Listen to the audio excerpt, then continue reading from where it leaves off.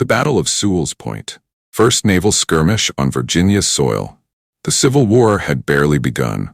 Fort Sumter had been fired upon in April, and both sides thought this would be a quick affair. The Union believed the Confederates would fold after a few cannon shots, while the Confederates believed the Yankees didn't have the stomach for a full-scale war. Spoiler alert, both sides were wrong. Enter Winfield Scott, the Union's aging general-in-chief, who proposed the famous Anaconda Plan: squeeze the Confederacy by blockading its coasts and controlling the Mississippi River. On April 19th, Lincoln ordered the blockade of the southern seaboard, later extended to Virginia and North Carolina. But the Union Navy had already blundered. On April 20th, they burned and abandoned the Norfolk Navy Yard, losing 9 ships and thousands of guns. The Confederates gleefully took possession of their only major shipyard, a prize they would hold for just 1 year. To protect this new treasure, they needed defenses. Here steps in Walter Gwynn, a former U.S. Army engineer and railroad surveyor. Gwynn was tasked with fortifying Sewell's Point, a sandy peninsula guarding Norfolk and Hampton roads. Gwynn was a Virginian, born into respectability, but he was more engineer than warrior. He had a reputation for being competent in surveying, but indecisive in command. Before the war, Gwynn dabbled in railroads, but his ventures often sputtered. He was better at drawing maps than making money. His weakness was hesitation. He supervised construction of batteries at Sewell's Point, but by May 18, 1861, the defenses were unfinished, leaving Norfolk exposed. Sewell's Point juts into Hampton Roads, a strategic waterway connecting the Chesapeake Bay to Norfolk. In 1861, it was sparsely populated, mostly sandy soil, scrub pines, and marsh. The name came from the Sewell family, early colonial settlers.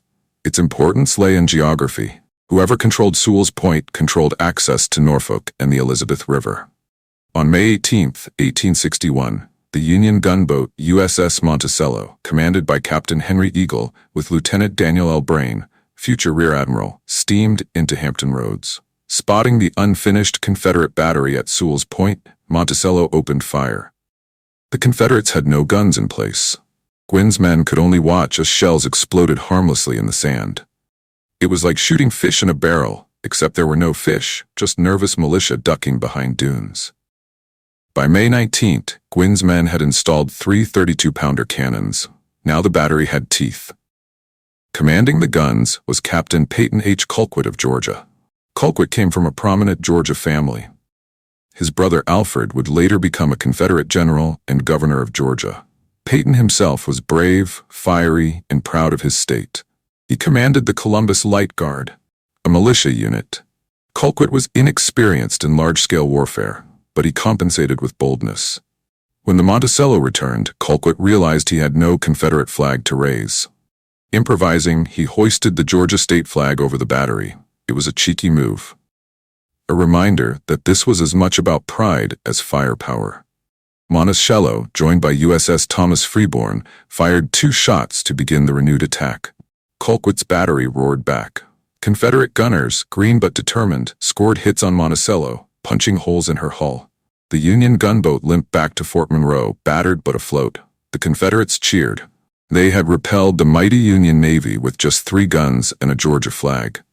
The skirmish was small, but symbolic. It was the first engagement on Virginia soil in the Civil War. Casualties were light, about 10 deaths total, though records are fuzzy. Neither side suffered heavy damage. Today, there are no remains of the Sewell's Point battery. The site lies within the modern Norfolk Naval Base, a reminder that the ground once contested by Monticello and Colquitt's guns is now one of the largest naval stations in the world. The Battle of Sewell's Point was not about victory or defeat. It was about testing defenses, flexing pride, and proving that the war would not be short or simple.